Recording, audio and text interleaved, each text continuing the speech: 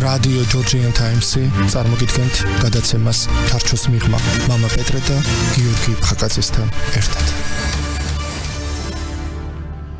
საღამო მშვიდობისა მოგესალმებით.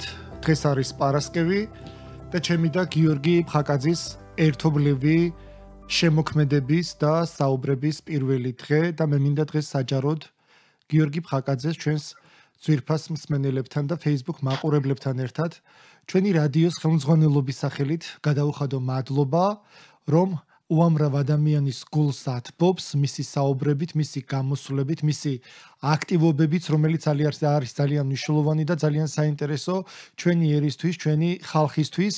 გილოცავთ დღევანდელ დღეს ყველა თქვენგან სრულიად საქართველოს საზღვრებს გარეთ დარჩენილ ქართველ ემიგრაციას გიორგი ფხაკაძის მეთაურობით მინდა მოგილოცოთ სპირიდონ ტრიმიფუნტელის ხსენების დღე და ამასთანავე დღეს არის უწმინდესის აღსაყდრების დღე, ვიდრე უშუალოდ გიორგის მივესალმებოდე, მანამდე მინდა ვთქვა, რომ მედია ჰოლდინგმა ჯორჯიან თაისმა წელს პირველად გადაწყვიტა ჟურნალისტებში გამოკითხვა ეწარმოებინა და სასიხარულოა ის ფაქტი, რომ წლის პიროვნებად ისევ უწმინდესი ილია მეორე დასახელდა და დღეს ალბათ ნიშანდობლივია ის ფაქტი, ვინაიდან დღეს არის მისი უწმინდესობის აღსაყდრების დღე და ჩვენი რადიოს სახელით, ჩვენი გადაცემის სახელით ვულოცავთ უწმინდეს და მრავალჟამიერ მის მოღვაწეობას, მის სიცოცხლეს და გიორგი ძალიან დიდი მადლობა რომ ხარ ისევ ჩვენს ეთერში, ხარ უკვე ჩვენი ეთერის შეიძლება ითქვას მასპინძელი და უამრავ ადამიანს ათბობს შენი გამოსვლები, შენი ლაივ ჩარტვები და ეს იყო იმ ადამიანების მრავალრიცხოვანი ნაკადის თხოვნა, რომელიც შენ პრაქტიკულად შეუსრულე და ეს სურვილი მათი განხორციელდა და ძალიან დიდი მადლობა ამისთვის შენ. გამარჯობა საღამომშვიდობისა და ჩემთვისაც ძალიან დიდი პატივია და რა თქმა უნდა პასუხისმგებლობაც რომ კონდეს ეს კვირაში ერთხელ საუბრები იმ საკითხებზე რომლებიც ნამდვილად არის არა მარტო სულ კოვიდზე რო ვლაპარაკობთ მაგრამ ბევრი სხვა ჯანდაცვაში არსებული საკითხები და ძირითადად ჯანმრთელობის საკითხებზე რო ვისაუბროთ არა კლინიკური არა სამედიცინო არამედ უშუალოდ სამედიცინოს გარეთ რაც არის და აი ამ საკითხებზე რომ ჩვენ გქონდეს საუბარი და ძალიან დიდი მადლობა რომ მომეცა საშუალება რომ აი ასეთ ფორმაში ყოფილიყავი იმიტომ რომ ჩვენ მოსახლეობას ნამდვილად ჭირდება ტკბილი სიტყვა, თბილი სიტყვა და რაც თავარია სიყვარული და მე იმედი მაქვს რომ ეს კვირაში ერთხელ სიყვარული ჩვენს მსმენელებთან იქნება ძალიან ღია ყველანაირი დამალვების გარეშე და იქნება ძალიან პირდაპირი და ვილაპარაკებ მარტო იმ საკითხებზე, რაც ნამდვილად აწუხებს და აინტერესებს ჩვენს მსმენელებს. გიორგი, ძალიან დიდი მადლობა ამ ჩართვისთვის, შენი საუბრებისთვის და კიდევ ერთი ინფორმაცია მინდა მივაწოდო, სასიხარულო ინფორმაცია საზოგადოებასაც და აგრეთვე შენს, იმიტომ რომ ძალიან აქტიურად განიხილავ ჩვენს ქვეყანაში მიმდინარე პროცესებს და ძალიან დიდი მადლობა ამისთვის, იმიტომ რომ ყველა ჩვენ ერთი პრობლემის წინაშე ვდგავართ და ეს სასიხარულო ინფორმაცია დარწმუნებული ვარ, გიორგი, შენს გაგიხარდება, ისე როგორც სხვა დანარჩენ ადამიანებს,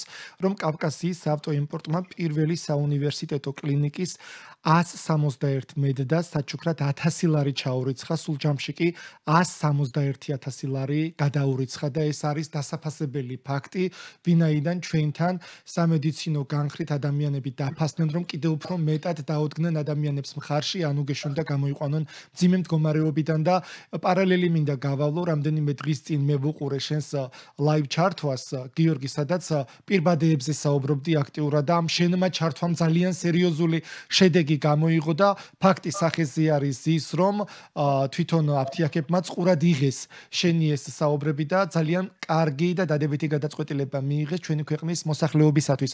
თუმცა ამაზე არ მინდა აქცენტი გავაკეთოთ.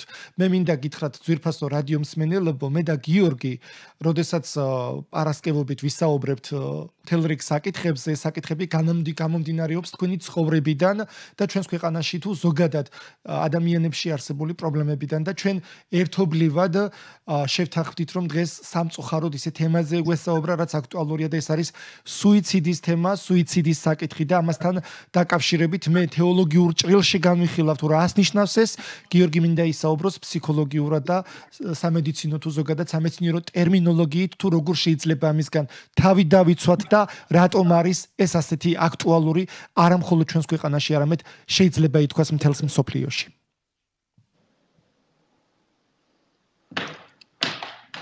პეტრე, გესმით ჩემი ხმა? კი, გიორგი, გისმენთ და თუ შეიძლება ისაუბრეთ. დიახ, როცა შემითხარი რომ ვილაპარაკოთ ამ თემაზე, პირველ რიგში მე ვიფიქრე რატომ უნდა ვილაპარაკო მე, როცა ამაზე უნდა ილაპარაკონ სპეციალისტები, რომლებიც უფრო ამაში გამოცდილები არიან, ძირითადად ფსიქოლოგები.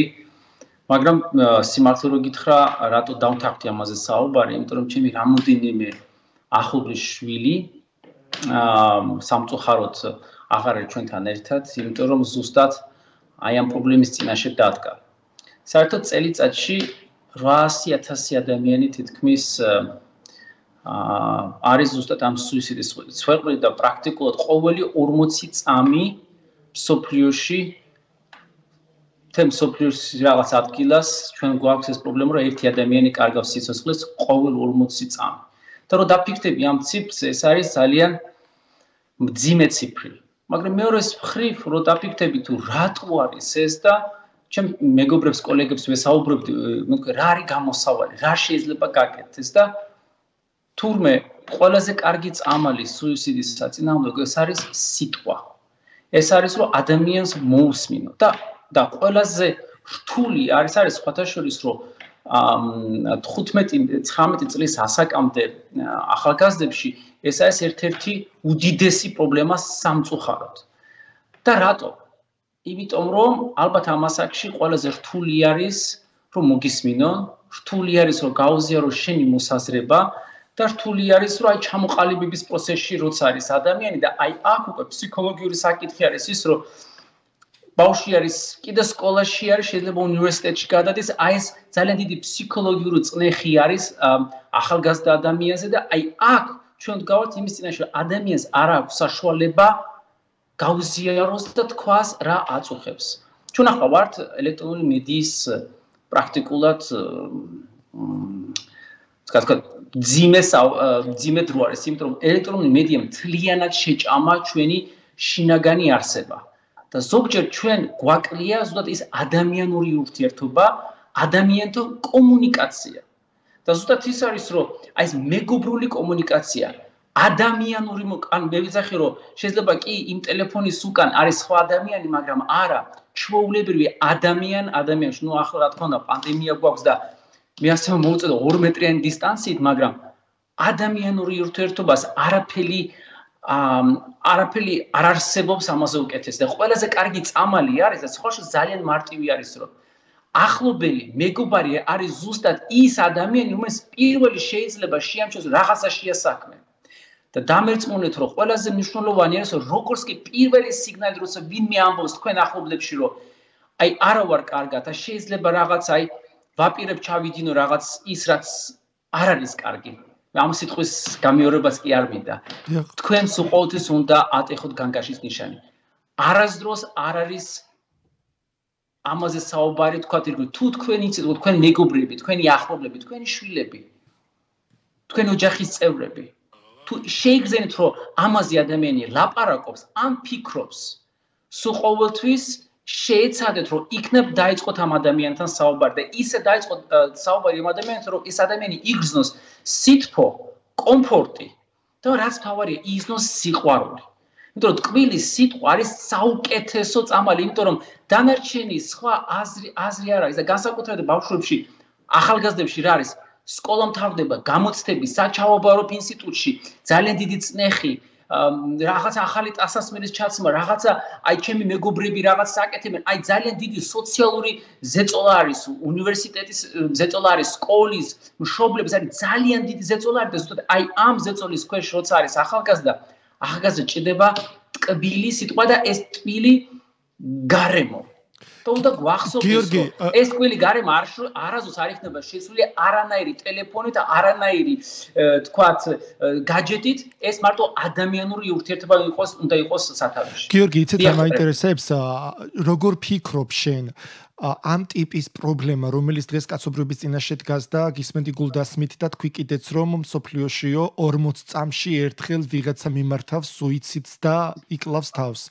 ამ ტიპის პრობლემა ესეთი აქტუალური სხვა დროს უფრო იყო თუ დღეს უფრო ეს აქტუალურია და დღეს უფრო მეტად მძიმე ფონი შეიქმნა მსოფლიოში ადამიანებისათვის და როგორ ფიქრობ რამ გამოიწვია ასეთი მძიმე ფონი რომ მით უმეტეს მოზარდთაობაში თითქოს ერთადერთი გამოსავალი არსებობს ისინი პირისპირ დგებიან პრობლემის წინაშე და თვლიან რომ პრობლემის გადაჭრის უმოკლესი გზა არის სუიციდი აქ თვითონ ოჯახშიც ხომ არ არის პრობლემა, საზოგადოებაშიც ხომ არ არის პრობლემა და უბრალოდ გაუცხოების პრობლემა ხომ არ დგას ადამიანებს შორის.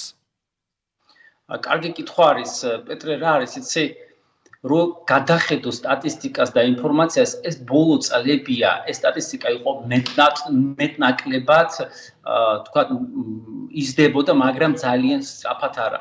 ჩვენ ალბათ დავინახავთ უკვე ეს 2020 წელი მე დარწმუნებული ვარ და ბევრი ექსპერტი ლაპარაკობს და ეს იქნება ძალიან მძიმე წელი და ზუსტად ფსიქოლოგიური ზეწოლა ამ წელს ქონდა უფრო დიდი ყველაზე აბსოლუტურად არ აქვს მნიშვნელობა რა ასაკეთა განსაკუთრებულად ახალგაზრდებზე რომელიც პრაქტიკულად არ აქვს ეს ურთიერთობა ვერ დადიან სკოლაში ვერ დადიან უნივერსიტეტში არ აქვს ეს კომუნიკაცია ურთიერთობებიც კი ურთიერთობებსაც ვერ აწყობენ ელემენტარულად ურთიერთობის აწყობა არის ყველაფერი ადამიანური ურთიერთობა და ონლაინ ურთიერთობა ეს არის გამოსავალი. რაც შეეხება მიზეზი დავიწყოთ სკოლიდან.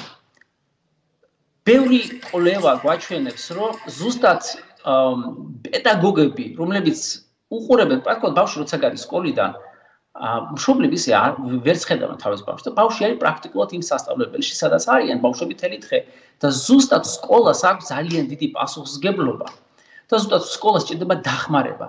რომ პედაგოგები, განსაკუთრებით კლასის ხელმძღვანელები, რომელიც პრაქტიკულად იციან ბავშვის ბუნება, იციან სად რა არის საჭირო, ზოგჯერ როცა ხედავენ რომ ბავშვი არის ძალიან დიდი ზეწოლის ქვეშ, ალბათ საჭირო არის რომ თვითონ ის პედაგოგი იყოს აღჭურვილი, ის ტრენინგი ჭირდება, დახმარება ჭირდება, რომ ისწავლოს თუ რა მიდგომით მიუდგას იმ ბავშვს, რომ აუხსნას რომ ისე რომ ცხოვრება წინ მიდის, ეს არ არის რაღაც კატასტროფა, ვერ ჩააბარე გამოს და არაუშავს.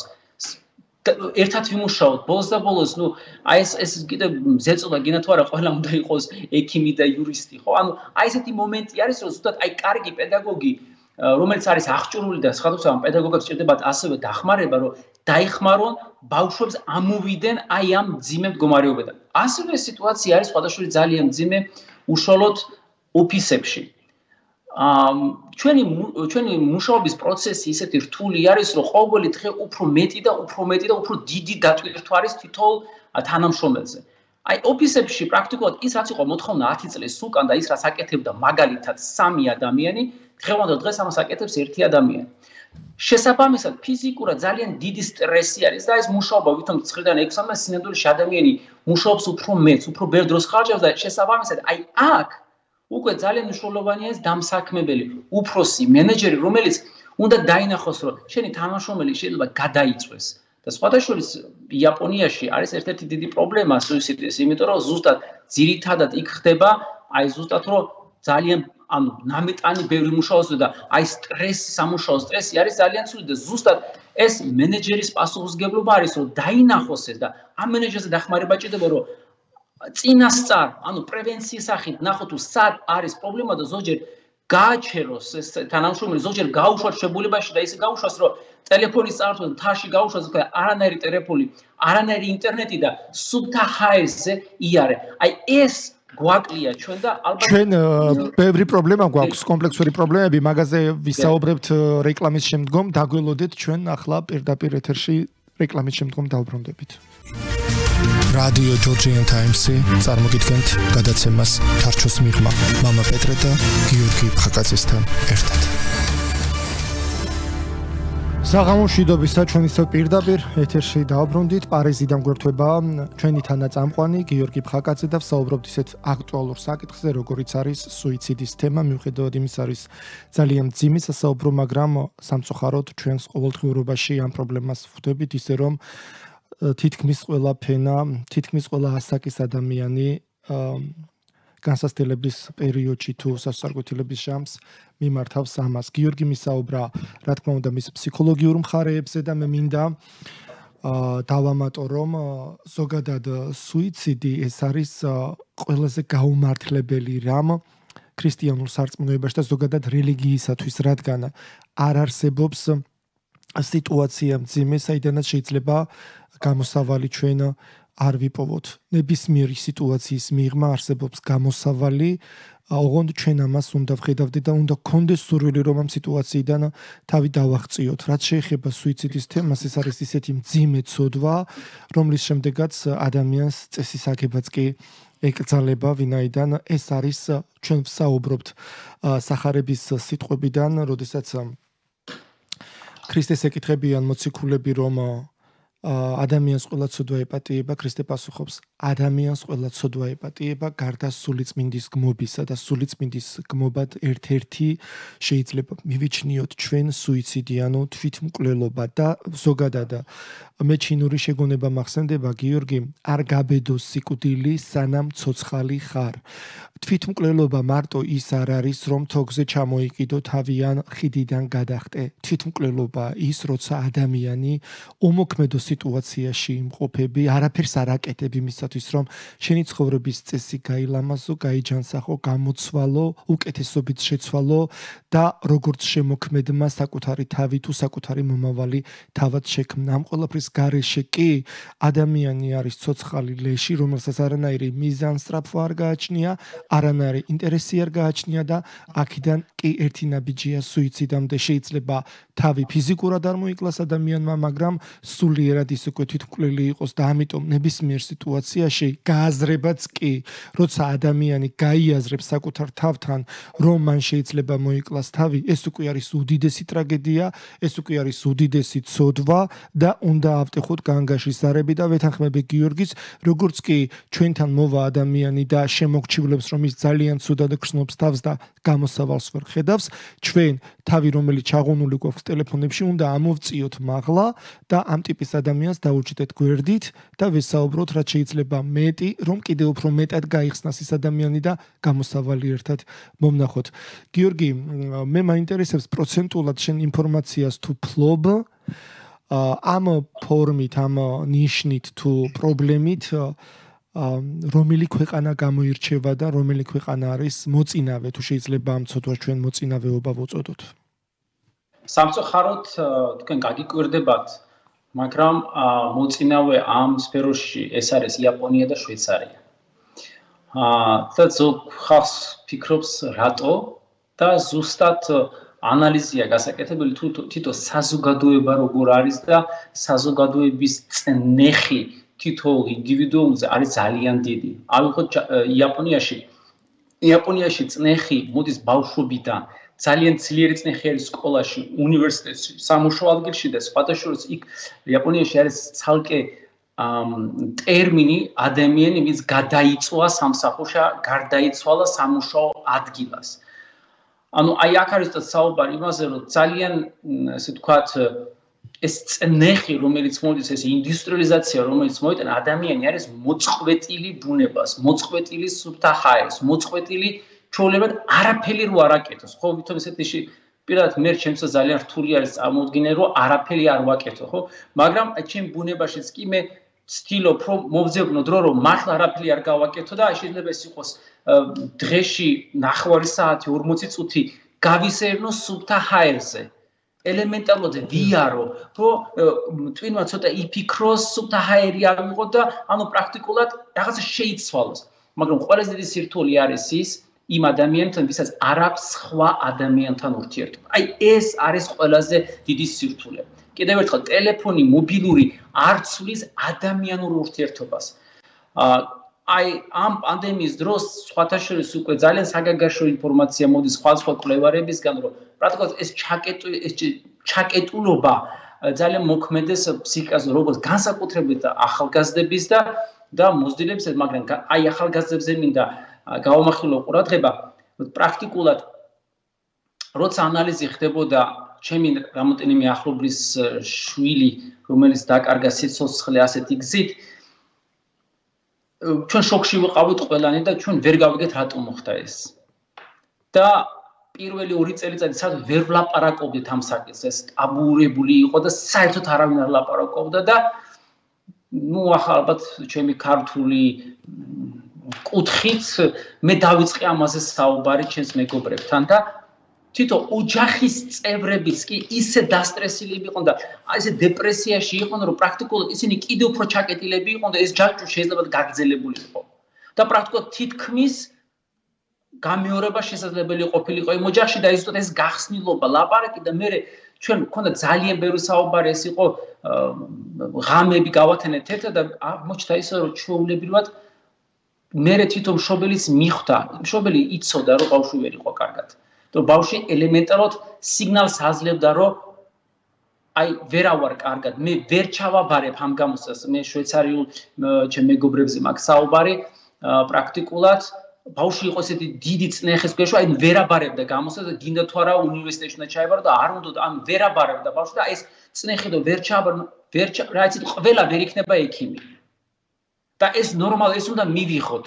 თუ ბავშვს შეიძლება აქვს ძალიან კარგი ხელები და შეიძლება ხელით რამე გააკეთოს და უფრო უკეთესად გააკეთოს და ეს ჩვენი კლიშეები რო გვაქვს, გინდა თუ არა უნდა იყო ეს, ან გინდა თუ არა ეს, შეიკითხეთ ბავშვს რა უნდა. ანუ შეიკითხეთ გიორგი, რომ ოჯახის წევრებისგან დამოუკიდებლად შეიძლება იმის ინსპირაცია იყოს და მოქმედებდეს, რომ ვიღაც მოზარდი თუნდაც ფიქრის დონემდე თვითმკვლელობამდე მიიყვანო.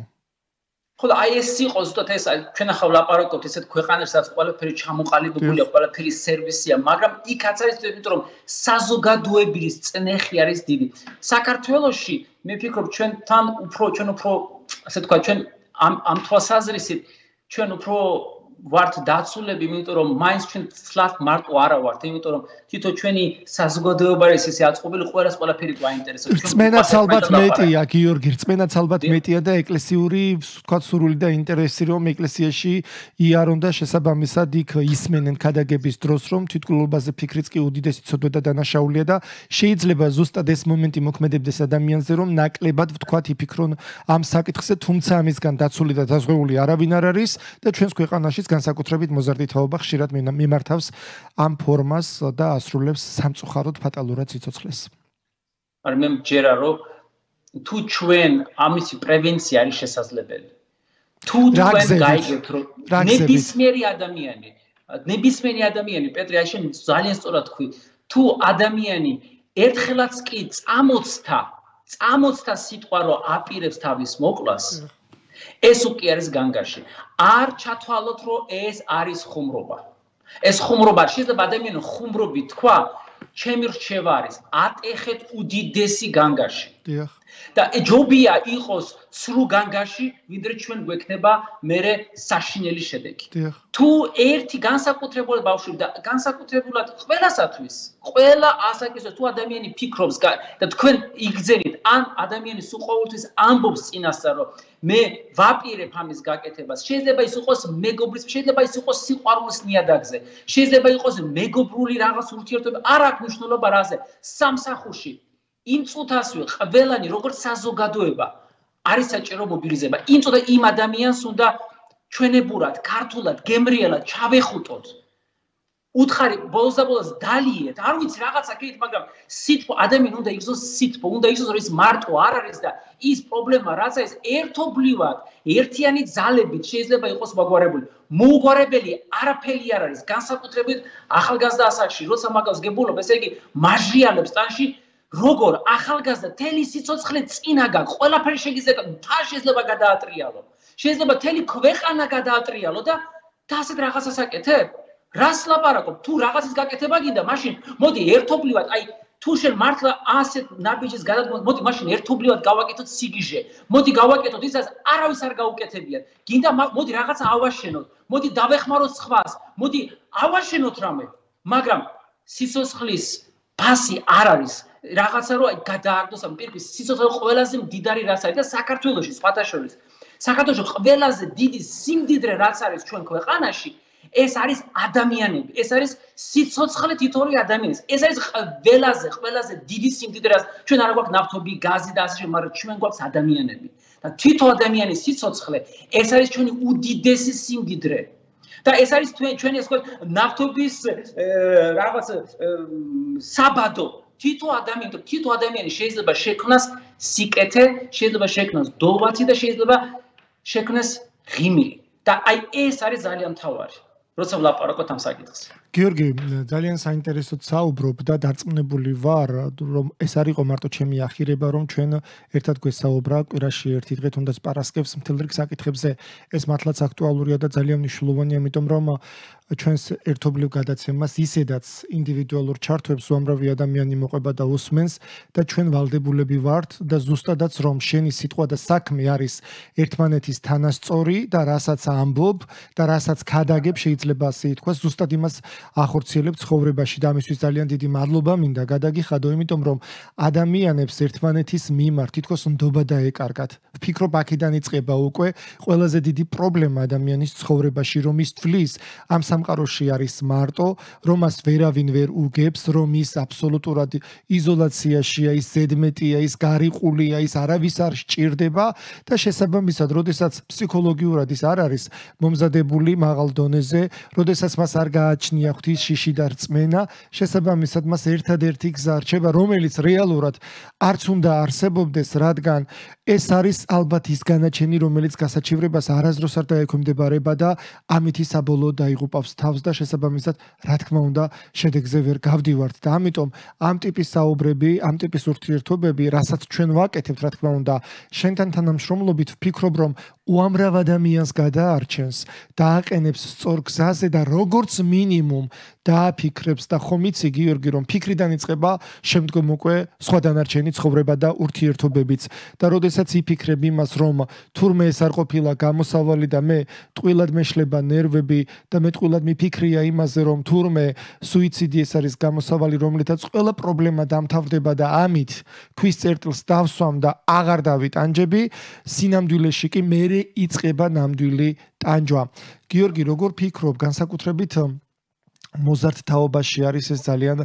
აქტუალური ეს ერთგვარი პროტესტიც ხომ არ არის გიორგი პირველ რიგში ოჯახის წევრების მიმართ ეს არის რა თქმა უნდა პროტესტი არის ყველაზე დიდი როგორც თქვი ყველაზე დიდი პრობლემა არის 15 და 19 წლამდე ეს არის ყველაზე უმრავლესობა სამწუხაროდ ამ საქციელსიდან აი ამ ასაკობრივ ჯგუფში რა თქმა უნდა პირველი არის პროტესტი მაგრამ ყველაზე მთავარი არის რომ გაუგებრობა ელემენტარულად არავინ არ უსმენს ან შეიძლება ის ფიქრობს რომ კარგად ვერ გებულობენ რასაც მე ვფიქრობ იმიტომ რომ აი ეს გარდატეხის ეს ცვლილებების პერიოდი ბევრი რაღაც სიახლე ხდება ორგანიზმში ჰორმონები ყველაფერი არეული არის ერთად ამას კიდე ემატება საზოგადოება სადაც არის ადამიანები იმიტომ რომ ეს არის თავარი ასაკი რომ ადამიანი ყალიბდება და აი ამ პროცესში ძალიან მნიშვნელოვანი არის რომ ადამიანი უნდა იგრძნოს სითფო და არ აქვს მნიშვნელობა ეს სითფო საიდან წამოვა ეს უნდა იყოს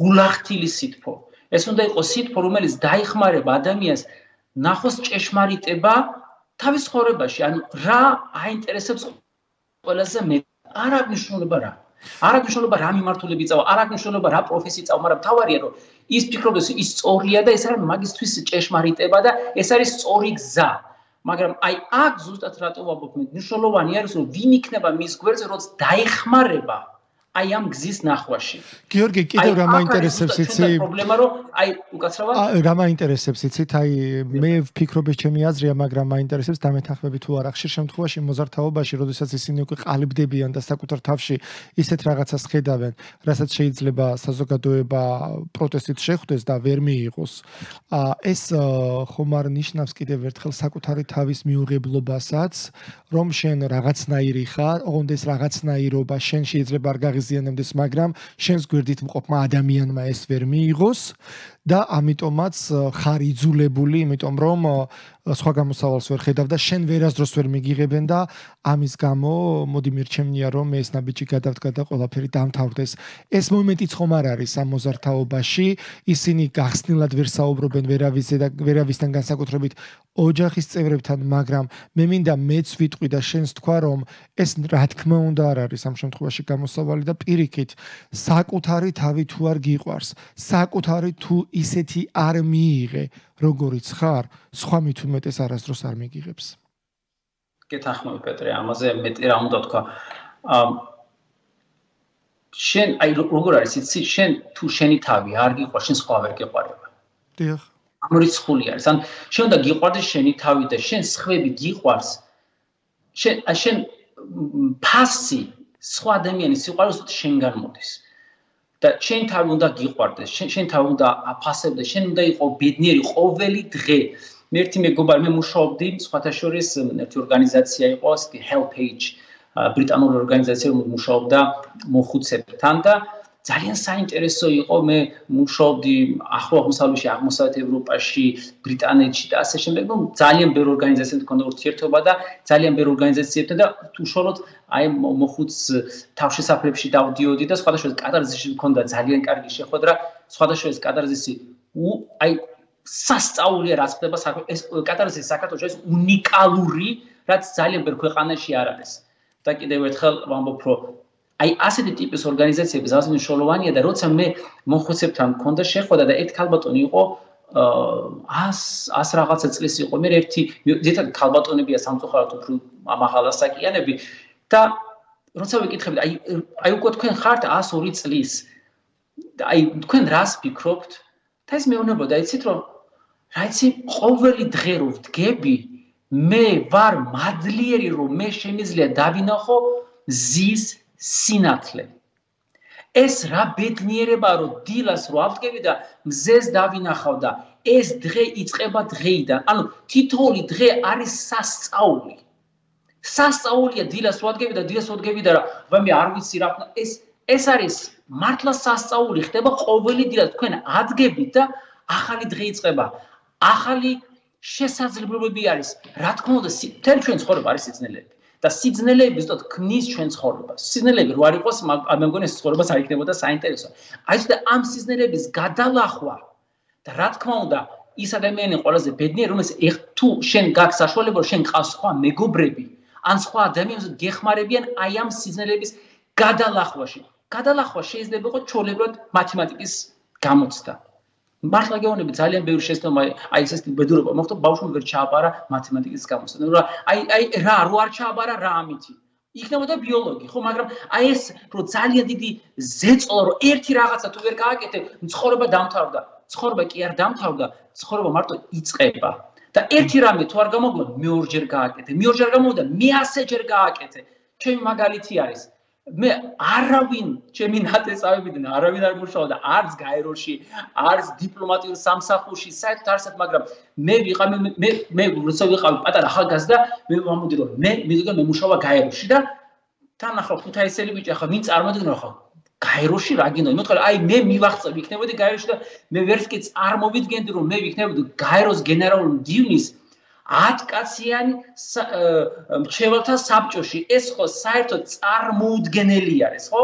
არანაირი დახმარებით, არანაირი ხელშეწყობით, მხოლოდ და მხოლოდ მუშაობით. რამდენი ვარ იმითხრეს, იცით, რამდენი გასაუბრებაზე მივიდე, იცით, აი ეს არ ვარ გაისარგო და მაინც აი როგორც აი უნდა გაიტანო შენი 100ჯერ 200 აპლიკაცია უნდა შეიტანო, 200 ტესტი უნდა დაწერო და მაინც მიაღწევ და თუ პირველი ნაბიჯი გააკეთე და რაღაცა შებრყოლება გაიქნება და всё ცხოვრება დამთავრდა. ეს არასწორი არის. პირიქით ცხოვრება მარტო იწყება და ეს ყველანაირი დაყოლება ეს არის პირიქით სტიმული რომ უნდა გადააბიჯო. ძალიან ბევრი ახალგაზრდა აკეთებს ამ სისულელეს, სხვა სიტყვა მე არ ვიცი როგორ აქვს. დიახ, ასეა სისულელეს, არასწორი ნაბიჯია. აი სიყვარულის გამო დამიჯერეთ. თუ ეს სიყვარული არ გამოვა დამიჯერეთ მეორე იქნება. დიდი მადლობა გიორგი. ამის გამო ხო საერთოდ როგორ შეიძლება, იმიტომ რომ სიყვარული ესეთი რაღაც არის, რომ თუ ეს სიყვარული არ ლაგდება, ალბათ არც უნდა დაალაგებულიყო.